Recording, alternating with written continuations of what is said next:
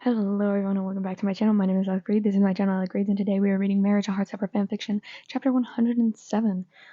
Does he still love me? Once again, warning, sexual assault, topics of that nature. So do be careful. Keep yourself safe. Also, I'm posting twice a week now. My schedule is now Mondays and Fridays.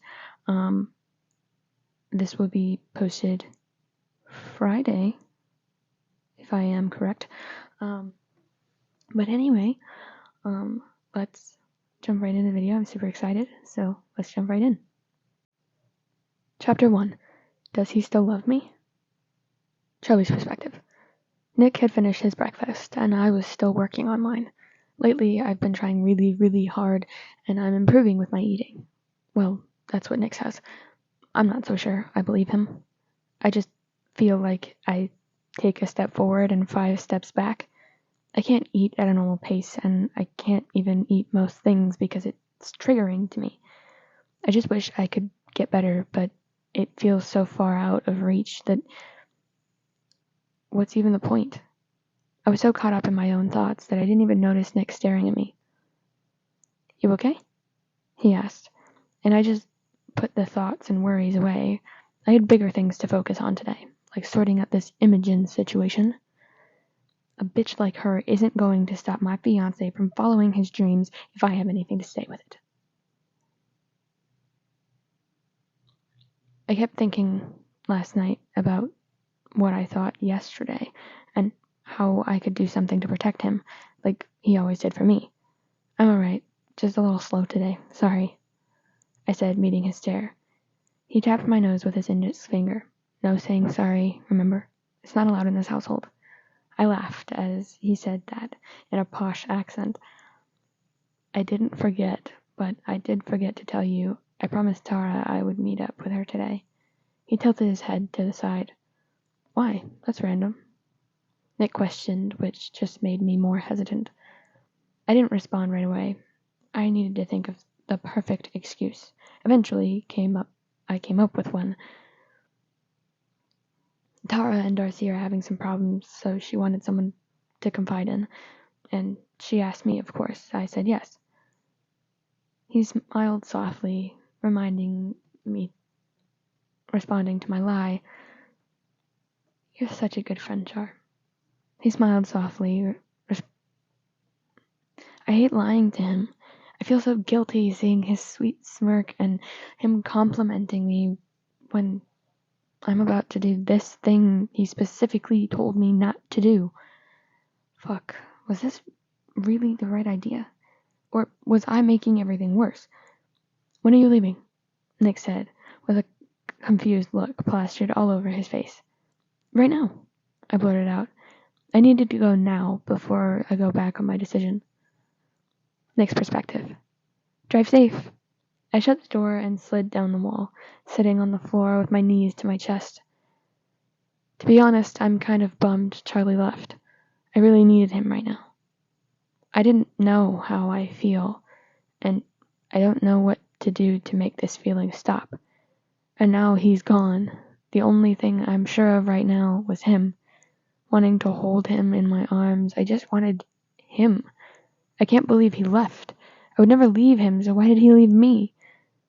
I just kind of feel like he doesn't care about me anymore. My heart feels like it's being stabbed, and my head is pounding because I can't get what happened out of my head and just want it all to stop. One short car ride later. Charlie's perspective. One deep breath is all you need, I mumble under my breath before confidently walking into the building. I walked in with confidence. This was for Nick. I would do anything for Nick. I walked up to the front desk where that prick was sitting. I slammed my head down in front of her, instantly grabbing her attention. I need to talk to the manager around here, I said angrily. Everything about her made me furious. She scoffed, but dialed the number into the phone that was beside her. Some guy needs to speak with you, she said, then hung up the phone. A few minutes passed by, and comes out the manager. And to my delight, she was obviously gay, just making this all the more easy for me. She was wearing Doc Martens, was with light frilly socks. Her hair was dyed pink. It was a short bob, like her haircut. She had many pins, from rainbow ones to animal ones, and even the lesbian flag, which led me to believe she was gay. Right as she came close to me, I put my hand over my face and started to fake cry. Darling, what's wrong? Please, come to my office. I walked with her, the sweet lady, to her office. I sat down on one of her sofas and looked up at her. Do you know Nick Nelson? She smiled. Yes, he's done a few shoots. He's one of our only few male models on the contract here. We mostly do one-time shoots, but he's brilliant. I can't help but smile. That's forming on my face as she talks so highly of my fiancé. I'm Charlie Spring, his fiancé? She nods her head. So you're the lovely boy he talks about. I blush. I'm pretty surprised he talks about me at work, but then I frown, remembering again why I'm here. Not to gush about my fiancé, but this bitch out of his life. Well, I like to pick him up from work, and the past 2 times I have, your receptionist, Evelyn, has been sexually harassing me. She looked shocked. I'll call the police. No, don't. It's not that serious. Nothing happened, per se. She's just been saying inappropriate things, and I just thought you would want to know, because this could affect your business if she's doing it to other people. I wish I would have told the truth, because maybe then she could have gotten in more trouble, but Nick didn't want me to say anything about him. I get it, he's embarrassed, so I kind of thought outside the box. I didn't mind saying it was me all along, as she gets what she gets. Alright, then I'll be talking with her, and if she ever causes another problem for you, tell me right away. She smiles as I walked out of the door. Thank you. Back at home. Nick's perspective. I was sitting on the floor in the same position and same spot as when Charlie left. The thought of him not loving anymore circled around my head this whole time. Why did he leave? He obviously doesn't care about me, or he would have made sure I was feeling okay before going off with his mate. The door creaked open, and I immediately saw Charlie look down at me on the floor. I didn't look up at him. I was too upset to even face him right now. He knelt down and cupped my face in his hands. Nick, love, have you been here since I left? You left me, I said. My breath hitched, my voice wobbled, his face went pale, and the look of guilt took over. Nick, just let me explain. Tears were flooding my face. Explain what? That you left when I needed you? I could see the hurt in his eyes, but I didn't care. He was the one who left, not me. I needed you, Charlie, I said louder this time. My voice rang through the apartment. He then says, I went to see your manager. I snapped.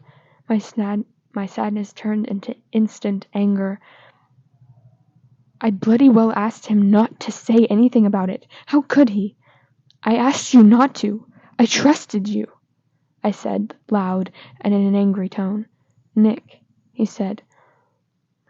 But I cut him off. Does trust not mean anything to you? I cut him off again. I can't believe you did that and lied to me. Angry tears fell from my eyes as I looked at him. I said she was harassing me, not you. And the manager said that if any problems come out, she'll sort her out. Silence filled our apartment. My anger turned back into sadness again. Fuck. What is going on with me? Charlie was helping me, and I just went off on him. I started crying again. I felt so awful for yelling at him. He took the blame for me, and I was yelling at him for it? You took the blame? I asked quietly. He immediately sat down beside me, pulling my head into his chest, wrapping his arms around me. I had so many emotions going at once, I had nothing to say. I just sobbed into his chest. Yes, of course I took the blame. I'd do anything for you. I'm sorry for leaving. I just wanted you to not feel scared to go back to work. I promise I'll never leave you when you're upset again. I promise. Third person.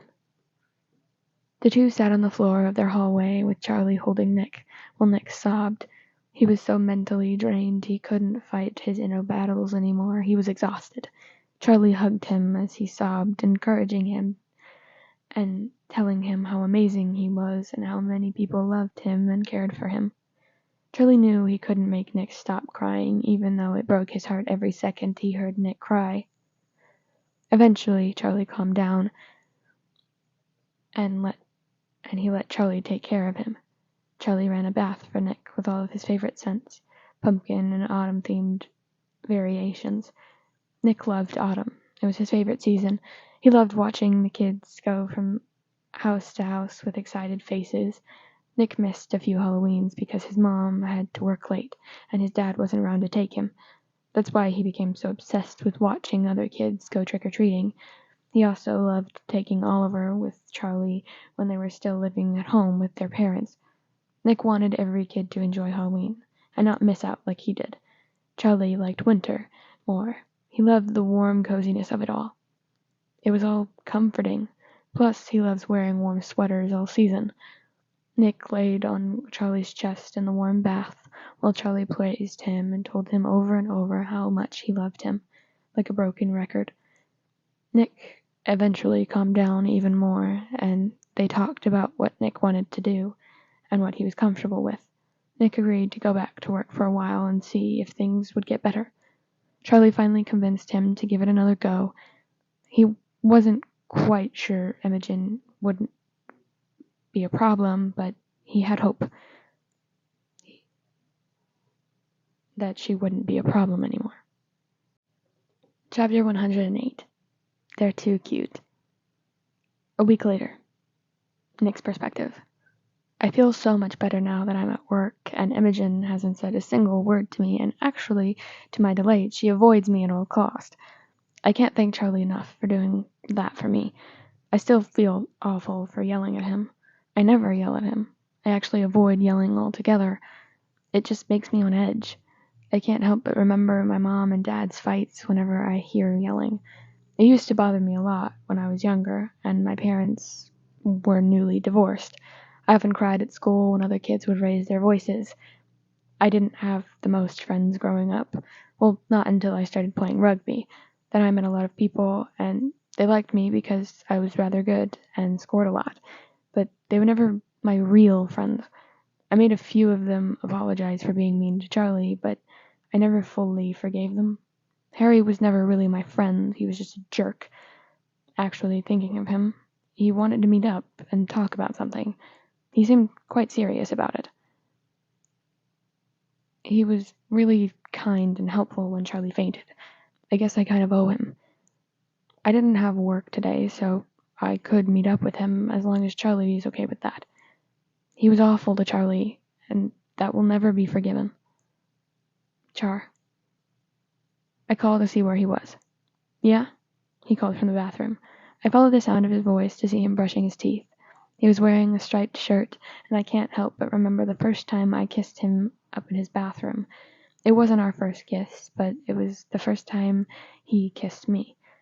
But the moment I came to his house, I couldn't stop staring at him. He was so hot, and all I wanted to do was press my lips against his. You're staring, he said, looking at me. I smiled and kissed his cheek and his forehead. Okay, so maybe I have a small crush on you. He laughed. A small crush? He questioned, sounding very skeptical. I intertwined our fingers. Okay, fine, I have a big crush on you, and I'm in love with you. He blushed and his gentle smile appeared. I love you too, babe. I hugged him and rested my head on his shoulder. Nothing is better than hugging Charlie. It's my favorite feeling. You remember when Harry asked me to talk with him? Harry nodded. Yeah.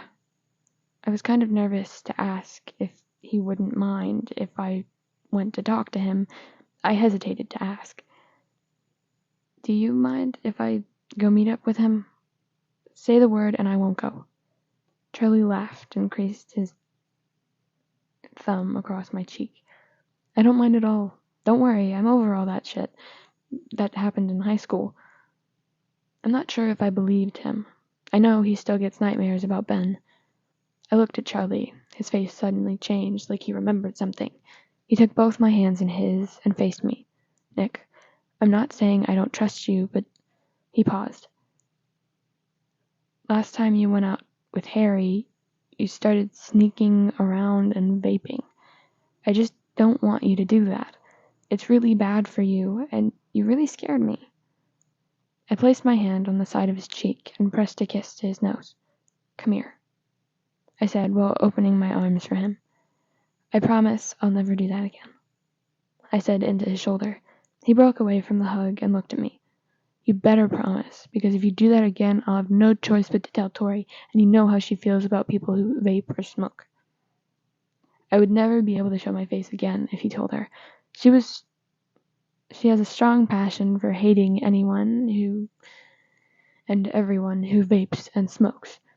She goes on rants about it, which feels like they last for ages. I definitely don't want to be lectured by Tori. She definitely is a scary individual, and I'm quite content being on her good side. I put my hands up in the air like I'm surrendering. Geez, don't you think that's a bit far? You know how scared I am of her. I laughed and he laughed, but I was being serious. She really did scare me. It was worse when I was younger, but I would be scared to knock on the door, that I would have to take deep breaths before knocking in case it was her that answered the door. My hands still sweat when I'm around her. I love her to death, but she's one intimidating person. It's a lot better now. Michael softened her up a bit. If she heard me say that, I think she would kill me. Charlie started tickling me, now out of nowhere. You want to play that game? I said, as I picked him up and carried him over to our bed. He tried to break free but I was much heavier and stronger than him, so he had an easy advantage. He yelled, Nick, that's not fair. Put me down. Okay, I said, as I dropped him onto our bed. He started tickling him more and more. Nick, he said while giggling. You started it, I replied. He barely could make out words with the amount of laughing he was doing while trying to push me off. He was so cute. I could listen to his laugh all day. Please stop. He leaned closer. I leaned closer to his face. Only if you admit I'm the best Mario Kart player. He frowned. Never. I started tickling him even more now. Fine, you're the best Mario Kart player.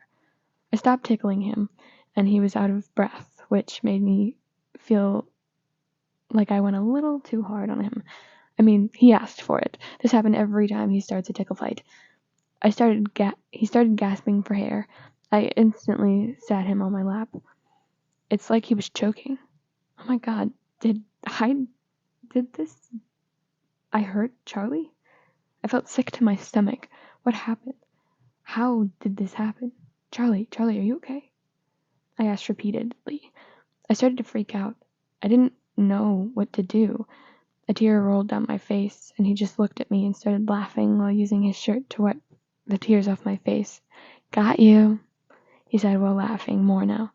I was shocked. That was not funny, I said, trying to sound annoyed, but I couldn't help but sound relieved. It was pretty funny.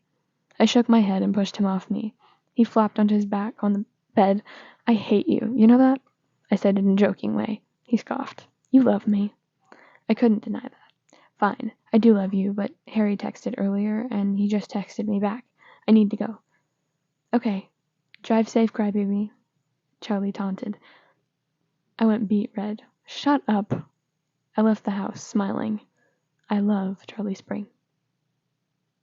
Alright, everyone, that is the end of today's episode. Come back on Monday for the reveal of what this conversation with Harry is going to be. It's chapter 109. So, I will admit, it was very shocking, so be prepared for that. Yeah. First sentence is gonna shock you. Hold on to your socks, people. They're gonna fly off your feet when you hear this. I don't know what I'm saying. Anyway, good morning, good afternoon, or good night. I will see you in the next video. Goodbye, ladies, gentlemen, and everybody in between, and I will see you in the next video. Bye, friends.